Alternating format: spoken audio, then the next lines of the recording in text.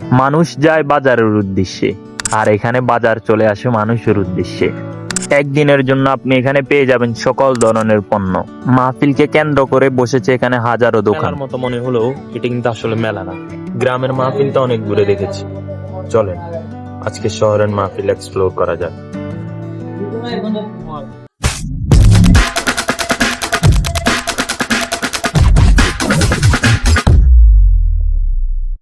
Hey guys, Assalamu alaikum. I am with you ASB Nundu from Heavenless. So welcome to my new documentary vlog video. শহরের কোলাহলের মাঝে এক শান্ত ধর্মীয় পরিবেশ অনুষ্ঠিত হচ্ছে, এক বিশেষ মাহফিল। এই মাহফিলকে কেন্দ্র করে বসেছে হাজারো দোকান। এটা শুধু কোনো ধর্মীয় আয়োজন না, এটা যেন মানুষের ভালোবাসার এক মিলন মেলা।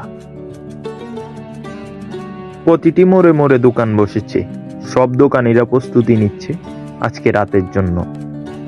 দোকানিরা আস্তে আস্তে তাদের পণ্য সাজাচ্ছে, আর মানুষ আস্তে আস্তে মাহফিলের দিকে গেছে। মিষ্টি দোকানিরা মিষ্টি বানাচ্ছে। এখানে আরো বসেছে বাঙালি মেয়েদের নতুন শিল্প, কেক বানানো, তাদের নিজ হাতের তৈরি। পরিচ্ছন্ন কর্মীরা সবকিছু আস্তে আস্তে পরিষ্কার করছে। মেলার মতো মনে হলেও এটা কিন্তু আসলে মেলা না। এটা একটা মাহফিলকে কেন্দ্র করে আজকের এই মেলাটা। এটা কিন্তু আসলেই মেলা না। আরো বসেছে বাংলাদেশের সবচেয়ে ঐতিহ্যবাহী শিল্প, মাটির শিল্প, যেটা দিয়ে হাঁড়ি পাতিল থেকে নিয়ে পুতুল, তারপরে মাটির ব্যাঙ সবকিছুই বানানো হয়। সকল বাচ্চারা আস্তে আস্তে একত্রিত হচ্ছে। সবাই নির্দ্বিধায় নির্ভয়ে কবিতা আবৃত্তি করছে, কোরআন তেলাওয়াত করছে। যত সন্ধ্যা নামছে তত মানুষের ভিড় আস্তে আস্তে বাড়ছে। আজকে এখানে সকল ধরনের পণ্য উঠেছে, আতর, টুপি, তাসবি সহ আরো বিভিন্ন রকমের আইটেম। আরো উঠেছে নিমকি, মনেক্কা সহ আরো বিভিন্ন ধরনের খাবারের আইটেম।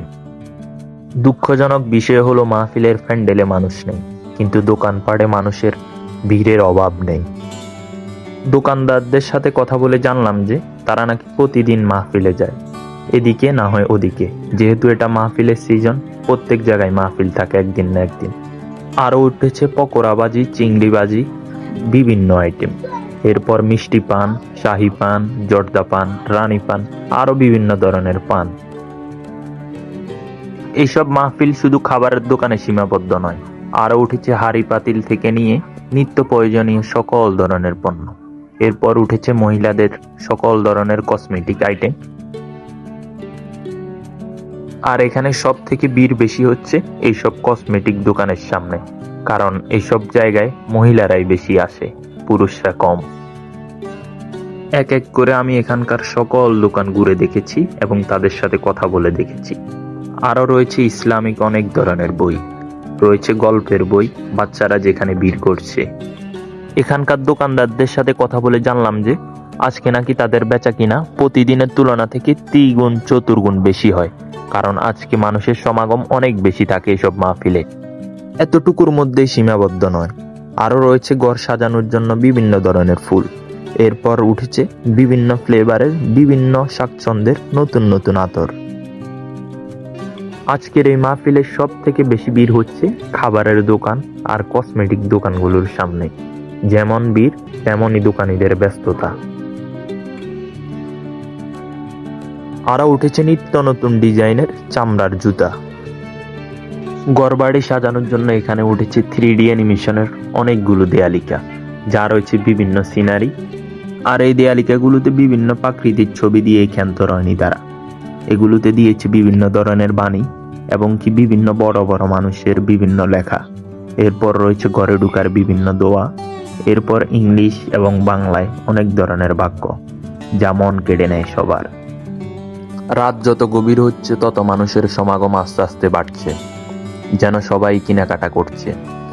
কেউ ঘুরে ঘুরে দেখছে বিভিন্ন পণ্য, আবার কেউ বা কেনাকাটা করছে, আবার কেউ আমার মতো শুধু ভিডিও করতে ব্যস্ত হয়ে রয়েছে। আর একটু আগাতেই চোখে পড়লো এই গাড়িটা, যেখানে রয়েছে ঘর সাজানোর বিভিন্ন ধরনের জিনিসপত্র। শৈশবের স্মৃতি জড়ানো এই গাড়িগুলো বিক্রি হচ্ছে এখানে। বিভিন্ন কালারের নিত্য নতুন ডিজাইনের বিক্রি হচ্ছে কোটি। রাস্তায় যত বেশি মানুষ দেখা যাচ্ছে, মাহফিলের প্যান্ডেলের ভিতরে তার অর্ধেকের অর্ধেকও নেই। মাহফিলে কিছু অল্প সংখ্যক মানুষ বসে আছে। বিভিন্ন খাবারের ঘ্রাণ আমাকে মুগ্ধ করে নিয়ে এসেছে ওই সব দোকানের সামনে। মিষ্টি জিলাপি তো আমরা অনেকেই খাই, কিন্তু কিভাবে বানাই তা আমরা তেমন কেউই জানি না। এখানে আসলে আপনি বানানোটাও দেখতে পারবেন আর খাওয়াটাও খেতে পারবেন। খুবই রসালো এবং সুস্বাদু, তাও আবার পেয়ে যাবেন দোকানের থেকে অর্ধেক দামে। আর একটু আগাতেই চোখে পড়লো গরুর বট দিয়ে তৈরি হালিম, যা আরো সুস্বাদু। সব দোকান ঘুরে ফিরে আমিও এসে বসলাম মাহফিলের প্যান্ডেলে এবং কি কতক্ষণ ওয়াজ শুনলাম। আমি তো আমার অভিজ্ঞতা জানিয়ে দিয়েছি, আপনিও জানিয়ে দেন আপনার অভিজ্ঞতা, কমেন্ট বক্স খোলা আছে। আমি ছিলাম নুননবী হেভেন বাস থেকে। দেখা হচ্ছে পরবর্তী কোনো ইন্টারেস্টিং এপিসোডে। ওই পর্যন্ত সবাই ভালো থাকবেন, সুস্থ থাকবেন। আল্লাহ হাফেজ।